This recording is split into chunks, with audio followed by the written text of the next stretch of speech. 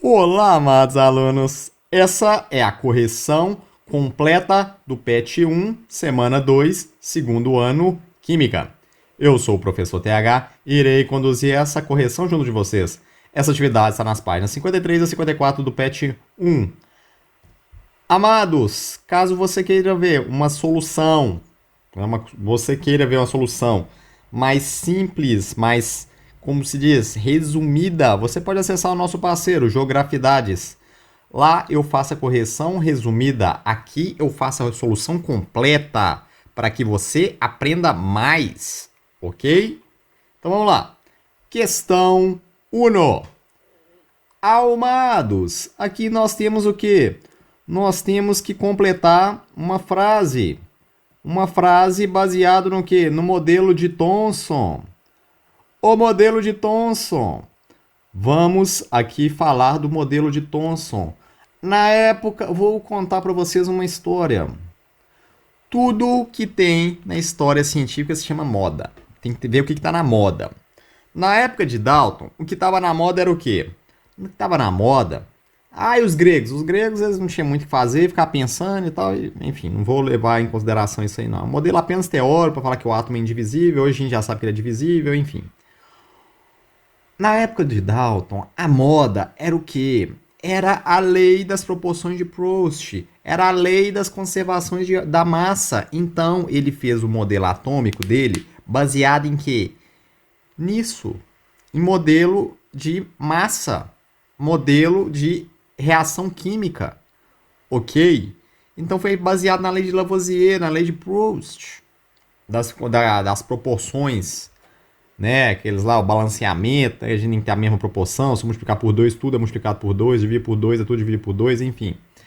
No modelo de Thomson, na época, tava na moda, você sabe o que? Era o tal da carga elétrica. O Maxwell tinha morrido já, óbvio, né? Só que o Maxwell, ele deixou aí, né, como se diz, por os aprendizes, que é porque o Maxwell, ele baseou o modelo dele, sabe, em quem? Em nada mais, nada menos que o Faraday. O Faraday, ele não tinha o quê? Educação formal, entende? Ele era um grande experimento, ele fazia muitos experimentos, muitas conclusões, porém, ninguém gosta de quem não tem. A academia, a Royal Society, ela queria um cara que sabia, tinha educação formal, não era o caso do Faraday. Aí aconteceu que o Maxwell morreu porque as ideias dele eram baseadas no Faraday, entende? E teve uns pupilos aí, 3 homens aí, o principal deles que tinham mais conhecimento matemático, né, e tudo, né, que trabalhava na indústria de telegrafia, é o Oliver Heaviside. Ele acabou demonstrando que as equações de Maxwell se reuniam em 4 equações básicas, ok? Aí, o modelo de Thomson, a moda era carga elétrica. A carga elétrica era a moda. Aí, o modelo de Thomson, o que ele fez? Baseou-se em carga elétrica. Repare, ó, bateria, ânodo, menos, alta voltagem. Gente, placas carregadas, ímãs, era eletromagnetismo puro o que o cara fez. Aí o que ele notou? Ele preenchia esse, né, negócio aqui com gás. Primeiro, ele colocava um gás lá dentro. Depois, ele carregava esse gás, entende? Né, em alta voltagem, né, carregar em alta voltagem e lançava esse danado num tubo de raio catódico. Ele observava que, independentemente do gás, o que acontecia? Ele desviava sempre para onde? Para a placa positiva. Poxa, quem desvia para a placa positiva alguma coisa negativa, então ele notou que eram o quê? Feixe de elétrons. Elétrons. Isso mesmo, ele foi o descobridor dos elétrons. E aí? E aí que, inclusive, você, né, na casa da sua avó, deve ter aquelas televisões imensas, né, aqueles monitores de computador imensos que você também deve ver, né, muitas vezes em órgãos públicos, né, aqueles órgãos, né, atrasados, né, que a gente mora num país muito desenvolvido, né. Enfim, Não vou entrar no mérito aqui, mas aí, né, o que acontece? Acontece que até aquela é o monitor de tubo, TV de tubo, porque eram tubos de raios catódicos. Entende? Por isso ela é chamada de tubo. Ninguém sabe porque tem um tubo, não, é porque o tubo é de raio catódico. Então, né, o Thomson notou que tinha desvios. Ele descobriu o elétron. Ele descobriu o elétron, ele descobriu que o átomo tinha carga. E se o átomo tinha carga, o que acontece com ele? Ora, então não era o que o Dalton falava. O Dalton não falava de carga, agora eu vou falar de carga. Ele foi o primeiro indivíduo que fala de carga. Ok? Continuando, sugestão de resposta. Vocês, uma explicação mais detalhada aí. O Rutherford, né, acho que ele é neozelandês, ele tinha alguns alunos. E aí? E aí que nós temos. Ele montou um experimento. Na realidade, os alunos dele montaram um experimento e ele simplesmente pegou e fez algumas conclusões. Nós tínhamos aqui, na época dele, tá vendo aqui, ó, alfa emissor. Na época dele, a moda era o quê? Era a tal da nuclear. Tudo que era baseado em nuclear. Era o. Né, tudo que tinha a ver com energia nuclear, tudo que tinha alfa emissor, beta, partículas beta, essas partículas assim. Entende? A moda era essa. Nossa senhora. Renite atacando. Tô morrendo. Mentira. Covid não, né? Covid não. Renite. Aí, o que aconteceu? Ele pegou uma caixa de chumbo, que o chumbo eles sabiam que isolavam o quê? Materiais que eram alfa emissores. Entende? Ele isolava. Inclusive é isso que se faz, você descartar lixo, né, nuclear. O que você faz? Você vai lá e envolve com uma placa de chumbo. Sabe? Tem que envolver com chumbo. Por quê? Porque o chumbo ele tem essa propriedade. Ele é parrudão, vamos chamar assim. E aí? Aí ele abria um buraquinho aqui, um buraquinho para que as partículas alfa saíam. Né? Ele tentava controlar para onde que a partícula ia. E ele abriu um buraco aqui no que? No anel aqui. Esse anel ele é de quê? De sulfeto de zinco. Para quê? Para marcar. Para marcar. E aí, né, eram emitidas um feixe de partículas e passava por uma fina camada de quê? Uma fina camada de uma folha de ouro. Isso aqui é ouro. Por que eles colocaram ouro? Porque na época eles sabiam que o ouro é um metal mais maleável, mais dúctil. Você consegue fazer finas camadas e finos fios com ouro. É um metal mais que você consegue fazer isso. Sabe, o ouro tem várias aplicações. Não é só bonito, ele tem muitas aplicações, por isso que ele é caro. Porque além de ser bonito, porque o ser humano é assim, gosta do que é bonito, não é do que é bom, é que é bonito. Sabe, tem que ter estética. Né? Estudei engenharia de segurança do trabalho. O ser humano está mais preocupado com o quê? Primeiro, do que é barato. Segundo, o que é bonito. E terceiro, com segurança. A ordem deveria ser o quê? Segurança, preço e estética, mas não. Estética, né, vem depois do preço. Muitas vezes até mais, né? Se você tiver dinheiro para gastar, dinheiro não for problema.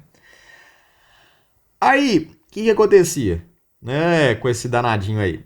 Ele, né, passou por uma fina camada de ouro, finíssima assim, ó, finíssima, muito fininha. Você não consegue nem pegar, o trem até desmancha.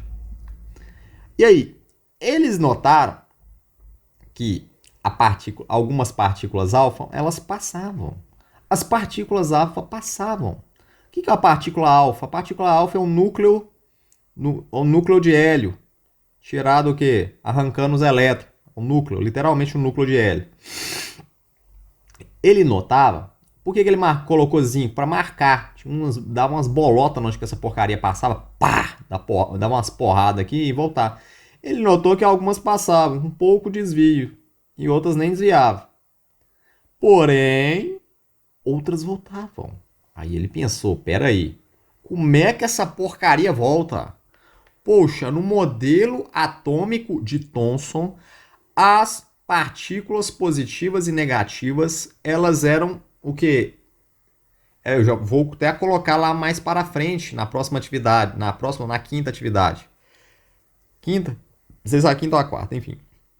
Era um modelo pudim de passas, as partículas positivas e negativas, elas se distribuíam uniformemente sobre a bolota, sobre uma bola. Sempre a bola, né? Engraçado. Todo mundo gosta de colocar um. Por que não né, uma elipse, né? Todo mundo gosta de uma bola. Porque, como se diz, um círculo é muito bonitinho. E aí? E aí, né, que, como se diz, tinha que passar com o mínimo desvio. Por quê? Porque se as partículas estavam eletricamente tudo bonitinho, tinha que passar com mínimos desvios. Nada ia desviar. Porque lá no feixe de elétrons, desvia quem? Só quem tem carga. Mas, para surpresa dele, ele viu que algumas passavam com algum desvio. Porém, algumas voltavam. Ele falou assim, não, peraí. Peraí, meu amigo, por que tá voltando? Amados, por que está voltando? Porque umas passam e outras voltam. Pouquíssimas voltam, mas voltam. Gente, porque tinha um núcleo, tinha uma porcaria de um núcleo aqui. Bem no meio, lá. Bem no meio do átomo tinha um núcleo. E esse núcleo, ele era o quê? Positivamente carregado. Ele bate, por quê? Porque partículas alfa são positivas. E para você ter repulsão, o que acontece? Tem que bater no núcleo positivo. Por isso que elas voltavam, porque o núcleo também era positivo. Não tem como ter repulsão de duas partículas iguais, elas se atraem. Entende? Em questão de... Enfim, os opostos se atraem, isso é um pouco complicado, porque tem um negócio lá no né, nos fios, assim, mas eu não vou entrar em detalhes. Mas, em regra, é isso. E aí? Uai, peraí. Se está voltando, tem um problema. Então mas foram pouquíssimas. Então o núcleo deve ser muito pequeno, porque se entraram 1000 e só 2 ou 3 voltaram, então o núcleo deve ser muito pequeno, entende? E ele tem que ser o quê? Positivamente carregado. Então chegou à conclusão que o núcleo era pequeno, muito pequenininho e positivamente carregado. E toda a massa do átomo estava lá dentro. Basicamente toda a massa. A eletrosfera era muito grande. Por quê? Porque foram muitas partículas que passaram, não deu nada. Gente, passou um caminhão lá e não desviou. Caminhão de partículas alfa. Então, quer dizer que a eletrosfera é o que? É muito grande. E tem o que? Espaços vazios, porque muitas nem desviaram. As que passaram perto do núcleo desviaram um pouquinho. Essas aí. Mas outras nem desviaram. Então, a eletrosfera é um espaço vazio. Professor, você tá falando que isso aqui que eu encosto as coisas é espaço vazio? Sim, meu amado. Amado, sim. E é por esse caminho que os elétrons ficam rodando lá. O elétron não pode colidir com o outro. Eles têm uma volta, eles não podem colidir, então tem que ter espaço vazio mesmo. A maior parte da matéria que nós vimos, que encostamos, é espaço vazio, em nível subatômico. Ok? Então, esse foi o experimento de Rutherford. Ok? Comparando os dois experimentos, Rutherford esperava que aconteceria isso. Foi isso que aconteceu? Não. Não, foi isso daqui. Foi isso daqui, muitos passavam e os que passavam perto do núcleo desviavam. E tinha uns, coitados, batiam de frente com o núcleo. E aí, vai e volta, cara. Bater na parede, filho. Bater, é igual quando você joga a bolinha de tênis na parede, né? Pá, volta. Volta. Ok? Então, né, essa é a nossa atividade. Aqui, né, obviamente você está notando que o vídeo está mais longo do que o canal Geografia e Dados, se você veio de lá, né? Porque eu explico melhor aqui. Lá é a solução corrida. Renite, tô morrendo. Covid, não, é renite. Amados, nós vamos conversar sobre essas duas aqui. Vamos conversar sobre esses dois indivíduos aí. Esses dois indivíduos que são o alvo da cobrança da nossa questão. Primeiro ponto, nós vamos falar do número de nêutrons, do número de massa, do número de elétrons e o número de prótons. Ok? Vamos lá. Vamos falar desse indivíduo. Esse indivíduo aí, esse indivíduo A, ele tem número, lembrando da equação fundamental. A, que é o número de massa, é igual a Z, que é o número atômico, mais N. Sendo que N é o número de nêutrons. E sabemos que Z, que é o número atômico, é igual ao número de prótons, que tem massa mais ou menos 1, que é igual ao número de elétrons, que tem massa tendendo a zero. Por quê? Porque a massa do elétron é o quê? A massa do elétron nada mais é do que o P mais 1 dividido por 1836, salvo engano, ou 38, 1836 ou 38. É mais ou menos isso aí, 1800 e alguma coisa. Eu acho que é 36 ou 38. Enfim, a massa do elétron é muito pequena. Professor, mas ela existe. Existe. Só que tem um problema, meu amigo. Se uma formiga estiver montada em você, entende? Qual a massa sua? A minha massa mais a da formiga. Mas você acha que é fácil medir uma massa da formiga? Não é fácil, cara. Então a gente considera que é toda a sua massa. Ok? Continuando. Aqui nós temos o número de massa A, Z, N, sabendo que o Z é o número atômico, que é igual ao número de prótons, que é igual ao número de elétrons no estado eletricamente neutro. Só que nós temos um problema. Ele está positivamente carregado, ou seja, ele é um íon. Que tipo de íon que ele é? Ele é um cátion. Ele é um cátion. Um cátion é um íon positivamente carregado. Professor, então eu arranquei dois. Então quer dizer que eu coloquei dois prótons? Não! Não! Próton não sai do núcleo, exceto em reações nucleares. Quando você troca o núcleo, o que acontece com o átomo? Vira outro. Vira outro. Se eu adicionar um próton lá dentro no núcleo de potássio, vai virar cálcio. Não vai ser mais potássio, vai virar cálcio. O número atômico que dá as propriedades, entende? Ao átomo. O número de prótons. Continuando. Só que aqui, ele é um cátion. Ele é positivamente carregado, ou seja, é mais fácil a gente arrancar elétron do que próton. O elétron que se movimenta, não é o próton. E quantos prótons e quantos elétrons? Lembrando que elétron tem o quê? Carga negativa e próton tem carga o quê? Positiva. Então, para ele ficar negativo, o que aconteceu? Ele perdeu dois elétrons. Qual que é o número de elétrons? É 38, que é o nosso número atômico. Não é isso? Igual ao número de elétrons, menos os dois que ele perdeu. Então, o número de elétrons igual a 36. Agora, vou até trocar de cor, vou colocar nêutrons. Nêutrons é branco, né? Branco é neutro? Não. O que é neutro aqui? Ah, vou colocar o verde. Verde da paz. Verde plantinha. Amados, olha só. Olha só. O número de massa, nós sabemos que ele é igual a quanto? 87. O nosso Z, ele vale quanto? Ele vale 38. O número de elétrons é 38, mas ele perdeu 2, então é 36. Quanto que é o nosso número de nêutrons? Não sei. A igual a Z mais N. A igual a 87 igual a Z mais... Z é quanto?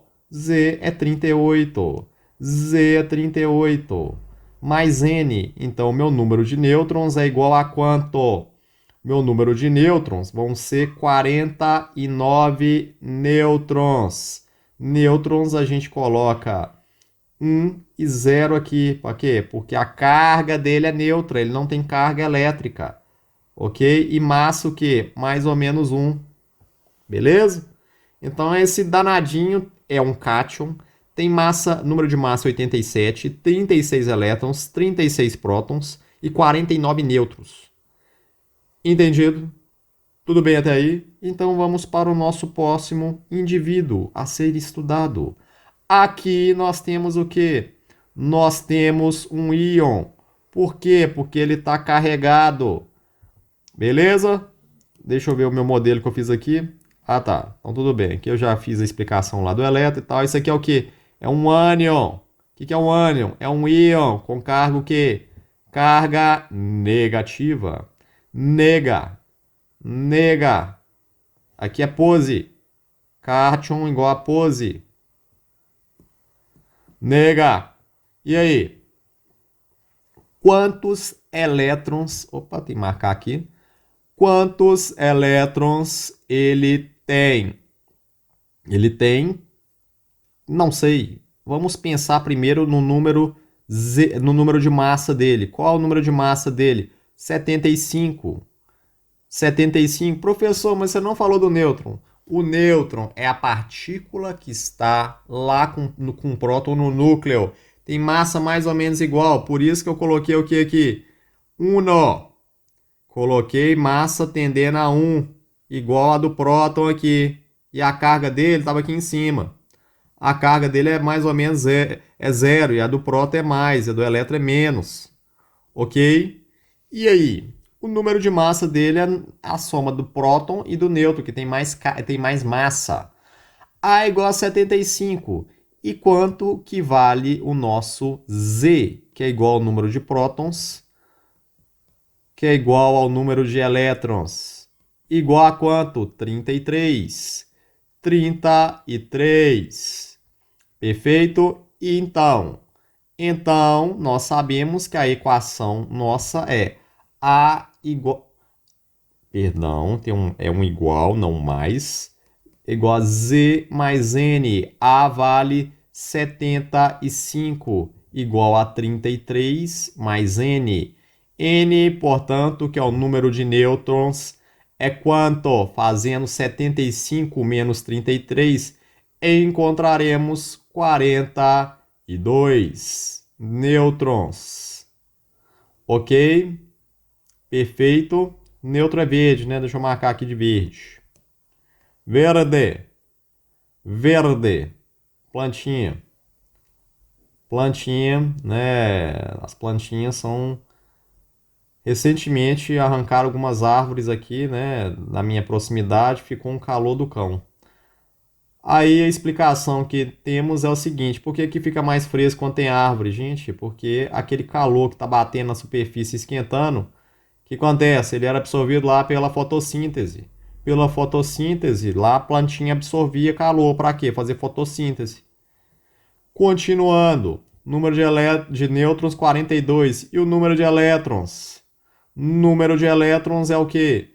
É o 33, que é o número Z. É o Z mais o quê? Mais ou menos o que ele perde ou ganha.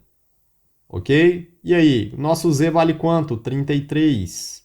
Mais o quê? Tá 3 menos. Peraí, se ele tá 3 menos, ele ganhou 3 elétrons. Então é mais 3 elétrons. Portanto, 36. Professor, mas o número de elétrons desse cara aqui é o mesmo daqui. Eles são chamados de isoeletrônicos. Tem eletrônicos, elétrons. Entenderam? Isoeletrônicos. Opa, cortei aqui. Cortei aqui. Nossa, vou perder ali. Vamos escrever de novo. Beleza? Então tá bom. Vamos voltar para as alternativas. O ânion A, errado. Ânion A, errado. Não é ânion, é cátion. O cátion Z, errado. É o que? É o ânion. Beleza? Vamos ver o número de nêutrons. Vamos ver se ele acertou ali. Vamos ver se ganhou gaivota. 49 aqui e 30 e 42. 49 aqui, gaivota, 42. Errado aqui. Não deu bom, não. Errou. Muito triste. O íon A, tá bom. O íon é. Íon, a gente não sabe nem se é positivo ou negativo. Possui massa atômica igual a 38. Errado. Possui massa atômica igual a 87. Possui número atômico igual a 38.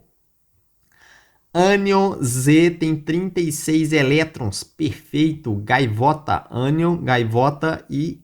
Então, tá ok. O cátion A, beleza. Tem 40 prótons. Errado. Temos 33 aqui. Na onde? No Z e 38 no A. Errado. Não ganhou duas gaivotas. Gabarito D de dromedário. D de dromedário. Amados, continuemos aqui, vamos falar de que eu falei lá no canal Geografia e Dados, se você veio de lá, que eu explicaria cada um desses. Aqui fala do fenômeno de luminescência, qual desses modelos aí que nós temos, né, modelos aí que explica a luminescência, quando o interruptor, brinquedo, essas coisas ficam lá brilhando. Fogos de artifício também, né, ele fala que até que ocorre o quê? Uma excitação eletrônica, seguido da emissão de luz numa faixa de espectro visível, blá blá blá, enfim. Continuando. Rutherford, não. Rutherford não fala de luminescência. Ele fala de quê? Ele fala da eletrosfera. Falamos dele lá. A eletrosfera grandona, imensa, que é essa parte aqui amarelinda. Temos um núcleo positivamente carregado com um próton, ele não fala de nêutron, e temos o elétron que orbita onde? A eletrosfera. Ou não, não explica. Bohr. Bohr, sim. Bohr faz isso, ele fala de saltos quânticos. O que acontece? Quando esse elétron sai para cá ou sai para cá, ele tem que o quê? Absorver energia. Se ele absorve energia, o que acontece com ele? Quando ele volta para a camada dele original, ele libera energia. Como ele libera energia? Em forma de luz. Isso mesmo, em forma de luz. É o que acontece nos fogos de artifício. Pessoal de Santo Antônio do Monte, maior produtor região maior produtora de fogos de artifício do Brasil. É o modelo de Bohr que explica isso, a luminescência, a emissão de luz a partir do que? De saltos quânticos, saltos eletrônicos. Porque eletrônicos, que é elétron, que absorve energia e libera energia. Continuando, modelo de Dalton, não. Não. Não pode ser, é errado. É errado. Por quê? Devia ter colocado de vermelho, né? Esqueci. Por que não? Porque o modelo de Dalton, ele fala que os átomos são o quê? Esferas. Esferas indestrutíveis. É o modelo da bola de sinuca.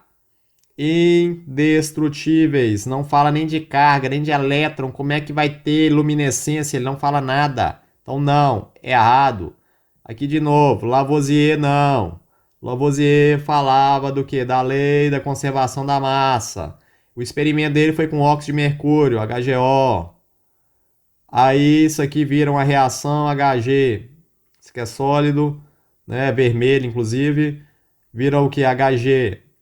Né, que é o mercúrio, ele é prateado, aqueles termômetros, né, mais velhos que não são digitais, eram isso. Eu tenho um aqui em casa ainda, eu acho. Se ninguém quebrou, líquido, mais o que? Mais oxigênio, 1,5 de O2. Ele falava que oxigênio é incolor. Lá no meu vídeo de correção do primeiro ano, acho que foi da semana 3, da semana 4, eu contei uma historinha do Lavoisier, que o Lavoisier era cobrador de impostos. Ele foi condenado à forca, óbvio. Quem gosta de cobrador de imposto? Ninguém. Isso aqui é um gás. Ele descrevia que o O2 era um gás que melhorava a respiração. Continuando. Aqui, o que podemos explicar... Gente, eu não sei o que aconteceu com ele, não. Essa imagem eu fiquei até engraçada. Acho que ele queria colocar acetato aqui, mas esqueceu de apontar. Achei essa imagem na internet, né, nesse site aqui. E aí, ele falava o seguinte, que se eu colocar uma massa aqui, uma massa, antes de acontecer uma reação química aqui, formação acetato aqui, né, acetacete com bicarbonato sódico, que dá aquela efervescência, né? O que acontece? Efervescência, liberação de gás. Se eu tiver 9 de massa, 9 de massa vai ser aqui. Por quê? Porque eu tampei esse recipiente. A lei da conservação da massa, que é o modelo de Dalton, é baseado em quê? Nesse modelo. Thomson, não. Falei que ia mostrar a figura do Thomson. É o que? Cargas negativas, né? Cargas negativas aqui. Beleza? E cargas positivas. É o pudim de passas, tudo misturado aí dentro. Então, não. Nosso gabarito é B de brontossauro. Continuando. Aqui nós temos a questão 4, que fala o quê? De raio atômico. O que é raio atômico? É a distância entre o núcleo atômico e o elétron mais externo. Peguei um livrinho que eu estudei, Tito e Canto, 2006, professor. Sim, tô velho. O raio atômico é o quê? É a distância do núcleo até o elétron mais externo. Como isso cresce? Amados, deixei aqui uma tabela periódica. Para quê? Para te explicar. A coluna fala qual é o último elétron, na onde que ele está. Ele está aqui na camada o quê? S1, S2, P1. Aliás, P1 não, aqui é... P1 tá aqui. P1, P2, P3, P4, P5, P6. Lá na distribuição de Linus Pauling. Ok? Aqui é o que? D1, D2, D3, D4, D5, D6, D7, D8, D9 e D10. Isso aqui tem uma mudança, né? D9, o D4, o D9, o D9, D4, e nós temos umas mudanças, enfim, mas a regra é essa. E aqui embaixo, Lantanides, F1, F2, cansei. Até o F14, modelo lá. E aí? Isso aí não me ajudou, professor. Exatamente, não te ajudou em nada. Mas eu vou falar agora do que? O que? Camadas. As camadas mais externas são da onde? Do período. Da linha. Professor, exatamente. A camada mais externa lá do átomo é o que? 7 no frâncio, 6 no césio, a camada mais externa. Não é o último elétron que eu coloco, porque lá, né, no modelo de Linus Pauling faz umas setinhas, né, lá, uns negócios feiosos. A camada mais externa, ok? A camada mais externa. E aí? E aí, amados? Acontece o seguinte, que o hidrogênio tem o último tá lá na camada 1. Camada 2 aqui no lítio, 3, 4, 5, 6, 7. O que acontece? O frâncio. Vocês sabem qual é o elemento mais bem formado da tabela periódica? Não sabe? É o frâncio. Por que é o frâncio? Porque ele está do lado de quem? Do nosso amigo rádio. Ele tem informações do rádio. Ok, piada horrível, mas ajuda a entender. Lembrar disso, que é o frâncio que é o último. O que acontece com o frâncio? O frâncio, ele tem o quê? Menos elétrons. Você concorda que aqui são 7 camadas. O Ununóctio, né? Esse danado aqui, nomes horríveis. Daqui pra cá só tem nome feio. O que acontece? Poxa, aqui tem 7. Ela tem 7. Ele tem o quê? O elétron tá na 7ª camada. Pera aí. Aqui nós temos o quê? 118 prótons chupando os elétrons. Aqui nós temos 87. Então quem tem maior raio atômico? Gente, é lógico que quem tem maior, o frâncio, tem menos próton para puxar os elétrons. Isso é o que? No mesmo período.